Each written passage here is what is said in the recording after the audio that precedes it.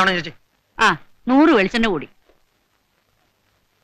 ജാനമ്മേ, ഓ ഇപ്പൊ ചെലവൊക്കെ എങ്ങനെ നടക്കുന്നടി? ഒരു വിധത്തിൽ അങ്ങ് കഴിഞ്ഞു പോകുന്നു മുതലാളി. ജാനം ചേച്ചി പുതിയ പെരയൊന്ന് വെച്ചു.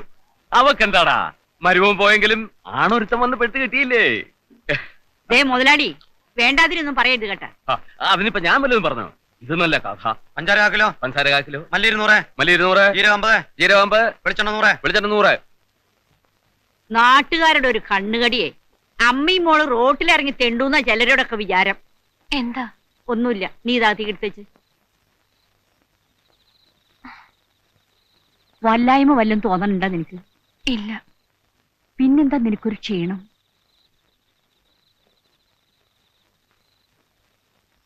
എന്റെ ഭഗവതി, ഒരു ഏനക്കേടും വരുത്താതെ രണ്ടിടത്ത് ആക്കി തരണേ.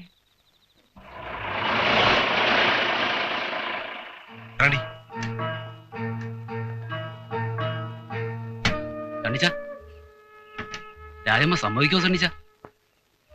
എനിക്ക് തോന്നുന്നില്ല. നമുക്ക് ആ കടവിൽ എവിടെയെങ്കിലും നല്ലതാ. നിങ്ങൾ പേടിക്കാതിരിക്കുന്നു. ഞാനല്ലേ പറഞ്ഞത്. ഞാൻ പറഞ്ഞ രാജമ്മയ്ക്ക് കേൾക്കാതിരിക്കാൻ പറ്റില്ല. നിങ്ങൾ എന്നോട് വാ.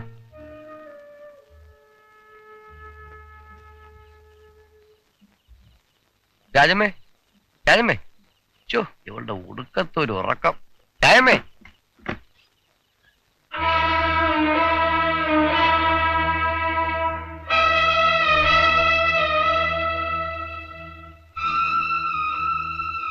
എന്താ? നീ ആ വാതിലും തുറക്കുന്നു.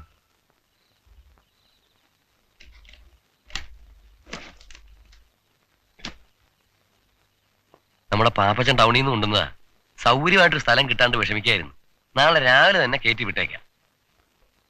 നിങ്ങൾ ഇങ്ങ് കയറി വന്ന്. എങ്ങോട്ടാ?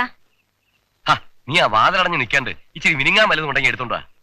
ഇതെന്താ സത്രോ അല്ലെങ്കിൽ വേശ്യാലയോ? നിന്റെയൊക്കെ വീട്ടിൽ കൊണ്ട് കേട്ടടാ. ഞങ്ങൾ ഈ വരാന്തലെങ്ങനെ കുടിക്കണം? ഒരു ഈച്ച പോലും അറിയില്ല. സണ്ണിച്ചോ, നിന്റെ വീട്ടിലുണ്ടല്ലോ ഇഷ്ടം പോലെ സ്ഥലം, അവിടെ കൊണ്ടുപോ. അധികം പറയണ്ട, ഇത് സണ്ണിച്ചന്റെ സ്ഥലമാ. ഞങ്ങളുടെ ഇഷ്ടം പോലെ ചെയ്യും. കേറി വാടി. കേറി വാടാ ചൊടയുള്ളവന്മാര്. ഒരെണ്ണം മാനം മര്യാദയ്ക്ക് പോവില്ല. സണ്ണിച്ച, നമുക്ക് പോവാം. വാടി. എടി, ഞങ്ങളുടെയൊക്കെ കാരുണ്യത്തിലാണ് നീയൊക്കെ ഇവിടെ ജീവിക്കുന്നത്. ഓർത്തോ? അയ്യ, അല്ലെങ്കിൽ നീയൊക്കെ എന്നെ മൂക്കിൽ വലിക്കും. എല്ലാം കണ്ടും കേട്ടും അനുഭവിച്ചും വളർന്നവളാ രാജമ്മ. എല്ലാരെയും ശരിക്കറിയാം. പോയി പണി നോക്ക്. ഇപ്പൊ എന്തായി? സ്വന്തം നിന്നെ അടിക്കണ്ടേ? എടീ, നിനക്കൊരു ആപത്ത് വന്നപ്പോ ഞാനേ ഉണ്ടായുള്ളൂ.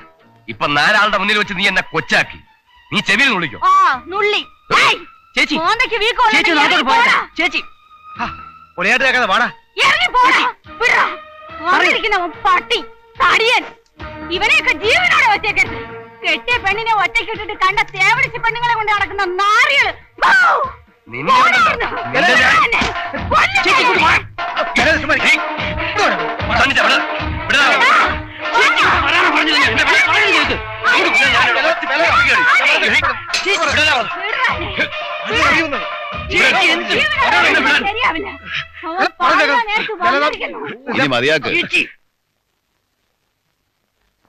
ചന്ദ്രു, നീ ഇതിൽ ഇടപെടണ്ട. ഞാൻ ഇടപെടാനില്ല. പക്ഷെ വില അതിനെ കല്ലങ്ങ് താഴെട്ടേക്ക്. പെണ്ണുങ്ങളടുത്ത് വമ്പത്തരം കാണിക്കുന്ന മോശമല്ലേ വില ഇതാ? അല്ലേ തണിച്ച? നീ വലിയ ആളൊന്നാവണ്ട. നീ ഇവളുടെ അടുത്തല്ലേ ആണത്തം കാണിച്ചത്. ഞാനിങ്ങനെ പാത്തും പതുങ്ങി നിന്ന് കുഞ്ഞനം കുത്തുകയും കല്ലെടുത്തെറിയൊന്നുമല്ല ചെയ്തത്. കയ്യിൽ വെട്ടുകത്തിയും കൊണ്ട് നിൽക്കുമ്പോഴാ ചെകിട്ടത്തൊന്ന് കൊടുത്തത്. ചോദിച്ചു നോക്ക്. അത് നിങ്ങളെപ്പോലെ ഊളത്തൊരുമായിട്ട് വന്നിട്ടല്ല. തണ്ണിച്ചും പോവാൻ നോക്ക്, അതാ നല്ലത്. ചെല്ലടാ. അപ്പോ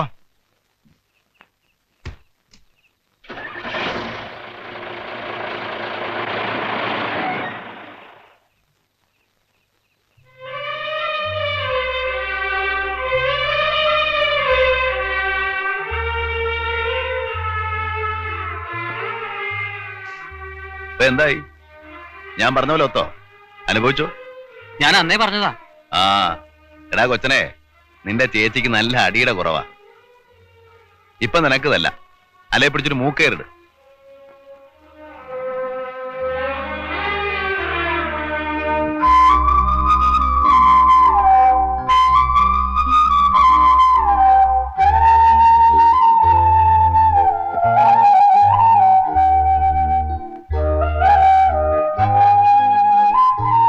ഇനി ഇവന്മാരെ കൂട്ടുപിടിച്ച് എന്നോട് മത്സരിക്കാൻ നിൽക്കണ്ട.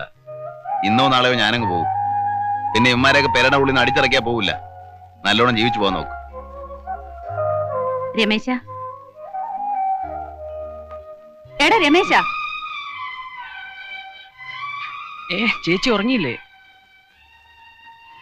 എടാ അയാൾ ഏത് നാട്ടുകാരനാ? ആര്? അയാള് ചന്ദ്രു. ആ, എനിക്കറിയാൻ പാടില്ല. അയാൾ ഇവിടുന്ന് പോവാത്രേ. ഈ നാടിന് എന്ത് കുഴപ്പമാണാവോ? വേലയും പണിയില്ലേ, നല്ല കാശും കിട്ടുന്നുണ്ട്. ആ, പോന്നോര് പോട്ടെ, നമുക്കെന്ത് ചെയ്തു? നടന്നില്ലെന്നേ. ഞാൻ മുതലാളിനെ കാണാൻ ദേവസ്യ പറഞ്ഞു വിട്ടിട്ടുണ്ട്. ചന്ദ്രുവിനെ കണ്ട റപ്പേലേ? അവിടെ ഉണ്ട്.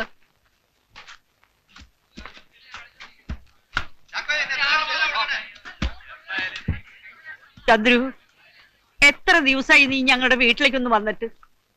രവി പോയെങ്കിലും ദൈവം എനിക്കൊരു മോനെ കൊണ്ടു തന്നു എന്നുള്ളൊരു സമാധാനം ഉണ്ടായിരുന്നു. എന്ത് തെറ്റാ നിന്നോട് ഞങ്ങൾ ചെയ്തത്? കാര്യം എന്താന്ന് പറ. ഞങ്ങൾക്ക് ആരുമില്ല.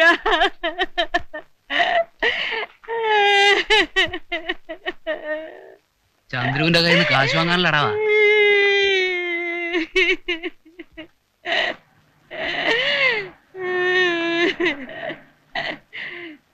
മോങ്ങാതെ കാര്യം എന്താ വെച്ചാ പറഞ്ഞേ. കാശ് വല്ലതും വേണോ? പിന്നില്ലാതെ ഞങ്ങൾക്ക് ആരാ തരമുള്ളത്? ആ പെണ്ണാണെങ്കിൽ ദിവസം ചോറും കറിയും വെച്ച് കാത്തിരിക്കുക. കുമാര, പിന്നെ എന്തൊക്കെയുണ്ട് വിശേഷം? ഓ, എന്ത്? എടി ശാന്തേ, നീ എന്നെ കണ്ടറിയില്ലേ? നിങ്ങളല്ല ഞങ്ങളെ കണ്ടാ അറിയാത്തെ. ആഹാ, ഓ മോനെ, രാത്രി ചോറ് തിന്നാൻ പറഞ്ഞിട്ടാ. ശരിക്കും അറിയോ? ഓ, ആർക്കറിയണം? അകത്ത്. ആ, നിന്റെ സമയം. അകത്ത് 5 രൂപ, പുറത്തഞ്ച് രൂപ. അകത്ത് 5 രൂപയും കൂടി. എന്താ വച്ചു നോക്കുന്നോ? വേണ്ട. എന്താ കാശ് പോകുന്ന പേടിച്ചാ? പേടിച്ചിട്ടൊന്നുമല്ല. എന്ത് പേടിക്കാനാ? ഒരുപാട് കളിച്ചു കളഞ്ഞിട്ടുള്ളതാ. ഈ നാട്ടിൽ നിന്ന് തലവരി പോണേ കാശ് കുറെ വേണം. കളിച്ചു കളഞ്ഞാൽ ശരിയാവില്ല. നമ്മുടെ നാടത്തരം അടുത്തോ? മടുത്തിട്ടൊന്നുമല്ല, പോണം.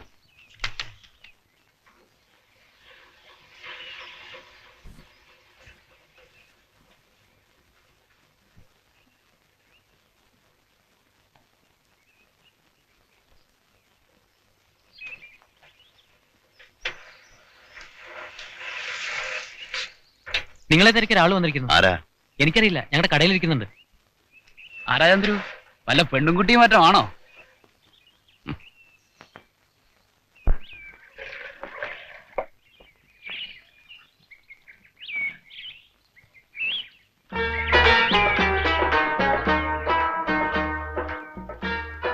ഇവിടെ ഉണ്ട്.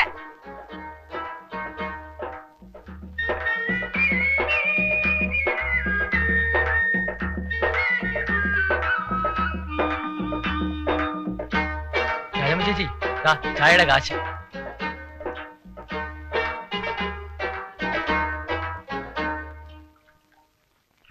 പാപ്പട കഴിഞ്ഞപ്പോ മോനായോ? ഞാനങ്ങോട്ട് വരും. വന്നാ വണ്ടി വിറ്റിട്ടായാലും നിങ്ങളുടെ പൈസ തരും. ഞാൻ വന്നത് കാശ് ചോദിക്കാനല്ല. വാപ്പ മയ്യത്തായി. കഴിഞ്ഞ വെള്ളിയാഴ്ച.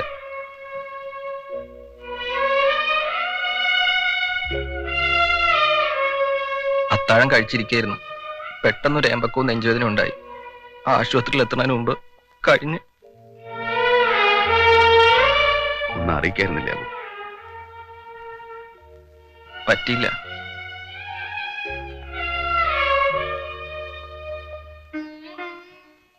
വണ്ടിയുടെ ബുക്കും പേപ്പറും ഞാൻ പിന്നെ വാങ്ങിച്ചോളാം, പണമൊക്കെ തന്നിട്ട്. അതുണ്ടാവുമ്പോ മതി.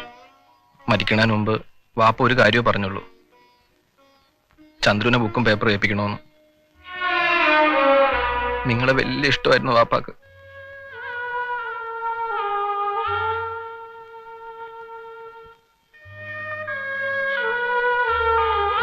പോട്ടെ.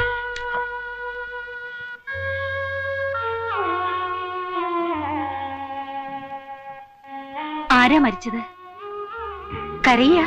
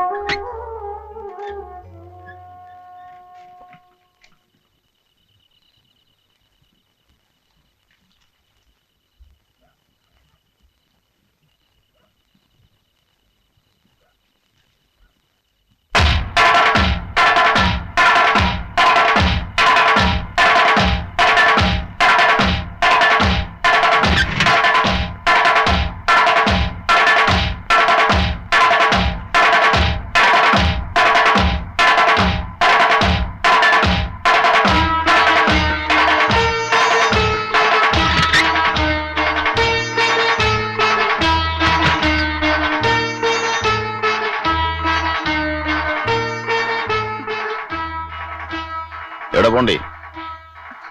ഒന്ന് വേഗം വാ, രമണിക്ക് ദണ്ണളകി. എന്ത് കണ്ണം? നിങ്ങൾക്കറിയില്ലേ? ഞാൻ എങ്ങനെ അറിയാനാ? പേറ്റുനോവ്. ആ, അതിപ്പോ ഞാനെന്ത് വേണം? നാണിത്തള്ള പഠിച്ച പണി 18 നോക്കി, നടന്നില്ല. അവളെ ആശുപത്രി കൊണ്ടോണം. എനിക്ക് പറ്റുമൊന്നുമില്ല. പറ്റില്ലെന്നോ? പിന്നെ ആരെയാ കൊണ്ടുപോവാ? ദേ, കളിക്കാനുള്ള കാര്യമല്ല കേട്ടോ. ഒന്ന് വേഗം വണ്ടി കൊണ്ട് വാ, അല്ലെങ്കിൽ അവള് ചത്തുപോവും. ഓരോ നാശങ്ങൾ. കേറ്. ആ,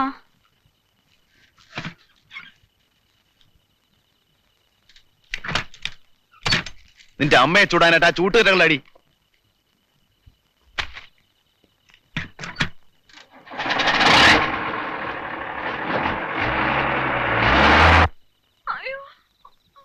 ഗുരുവായൂരപ്പ, ചന്ദ്രുവിനെ കാണാനില്ലല്ലോ.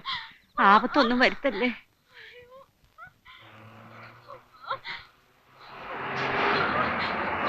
ദേ, ചന്ദ്രു വരുന്നുണ്ട്. വേഗം മോളെ കൊണ്ട.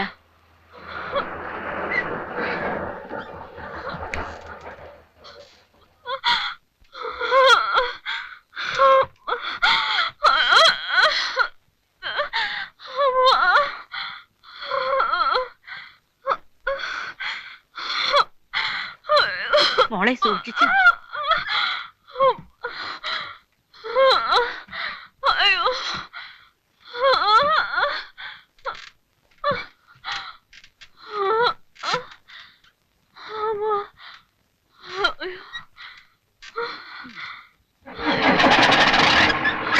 മോനെ ചന്ദ്രു, വണ്ടി ഒന്ന് നിർത്ത്. അയ്യോ, എന്റെ കോഴിക്കൂട് അടച്ചില്ലല്ലോ. പട്ടി പൂച്ച എടുത്തിട്ട് മൂലല്ലാച്ചടി.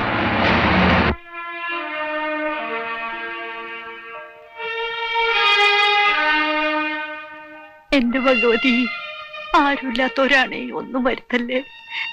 കൊച്ചമ്മ സമാധാനായിട്ടിരിക്കും, ഒന്നും വരില്ല.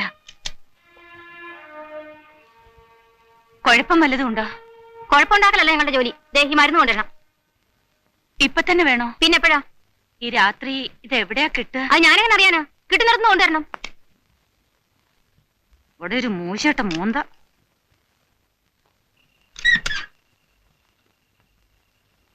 ഏയ് ഏയ്, എന്താടി ശല്യം? നിങ്ങൾ ആള് കൊള്ളാലോ. അവിടെ ഒരു പെണ്ണ് ചക്രശ്വാസം വലിക്കുന്നു, ഇവിടെ ഒരാ കൊടുക്കത്ത ഉറക്കം. പിന്നെ ഞാൻ എന്ത് ചെയ്യാൻ അവിടെ ഒന്ന് കാവലിരിക്കണം? അതൊന്നും വേണ്ട. ദാ, ഈ മരുന്നൊന്ന് വേഗം വാങ്ങിച്ചോണ്ട് വാ. ഈ പാതിരാത്രിയിലോ? എവിടെ കിട്ടാനാ? കിട്ടുന്നിടത്തുനിന്ന്. എനിക്ക് പറ്റില്ല, മരുന്നില്ലാണ്ട് പറയാൻ പറ്റാ മതി.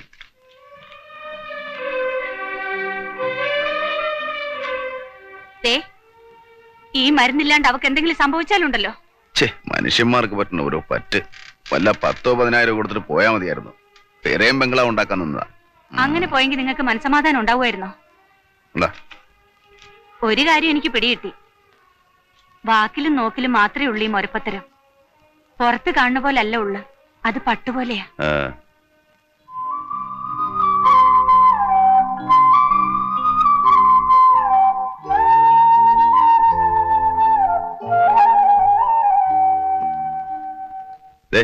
രമണി എവിടെ കിടക്കുന്നത്? ഏത് രമണി? രാത്രി ഇവിടെ കൊണ്ടുവന്ന മരുന്ന് വാങ്ങിക്കാൻ പറഞ്ഞു. ആ ലേബർ കേസ് അല്ലേ, അത് കഴിഞ്ഞു. പേടിക്കണ്ട, പ്രസവിച്ചു എന്നാ പറഞ്ഞേ. കുഴപ്പമൊന്നും ഉണ്ടായില്ല. മരുന്ന് വേണ്ടി വന്നില്ല. ഇത് എവിടുന്ന് കിട്ടി? കട തുറപ്പിച്ചു. അതിനൊക്കെ മിടുക്കനാണല്ലോ. പെൺകുട്ടിയാ? ആദ്യത്തെ മോളാ. ഞാൻ തുളസിയിലിട്ട് നോക്കി. രവിക്ക് ഉറപ്പായിരുന്നു പെൺകുട്ടിയാവുന്നു.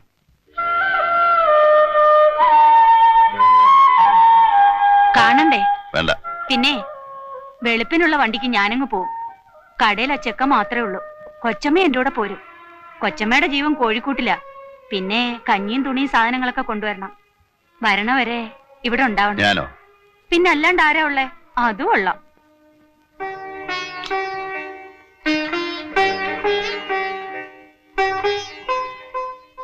അറിഞ്ഞില്ലേ, നമ്മുടെ രവിയുടെ പെണ്ണ് പെറ്റ്. ഏത്? നമ്മുടെ ചത്തുപോയ രവിയുടെയാ? ആ, അതിനിപ്പോ എന്താ? അത് പതിവുള്ളതല്ലേ? പതിവുള്ളൊക്കെ തന്നെ, പക്ഷെ മുഖച്ചായ ചന്ദ്രുവിന്റെയാ. ഒന്ന് പോടാ, വെറുതെ പുളു പഠിക്കാതെ. ഞാൻ കണ്ടില്ലേ, കുന്നിലെ അമ്മണി ചേച്ചി ശങ്കരേട്ടന്റെ മോളും കൂടി കാണാൻ പോയിട്ട് വന്ന് പറഞ്ഞ വിശേഷമാ. ചന്ദ്രു അവിടെ കാവലാ. വെറുതെ അനാവശ്യം പറഞ്ഞു പറ്റരുത്. അവൻ ഈ നാട്ടിൽ വന്നിട്ട് 2 മാസമല്ലേ ആയുള്ളൂ. രവി മരിക്കുന്നതിന് മുമ്പ് ഇടയ്ക്കൊക്കെ വരാറുണ്ടായിരുന്നെന്ന് ഞാൻ പറഞ്ഞെടുത്ത് കേട്ട കാര്യം പറഞ്ഞതേ ഉള്ളൂ. എനിക്കൊന്നും അറിയാൻ പാടില്ല. ഞാൻ വിശ്വസിക്കണില്ല. ആ തള്ളി ഇത്തിരി കേമിയാണെങ്കിലും ആ പെണ്ണ് പഞ്ചപാവ. പാവങ്ങളല്ലേ കുഞ്ഞപ്പാ കല ഉടയ്ക്കുന്നേ.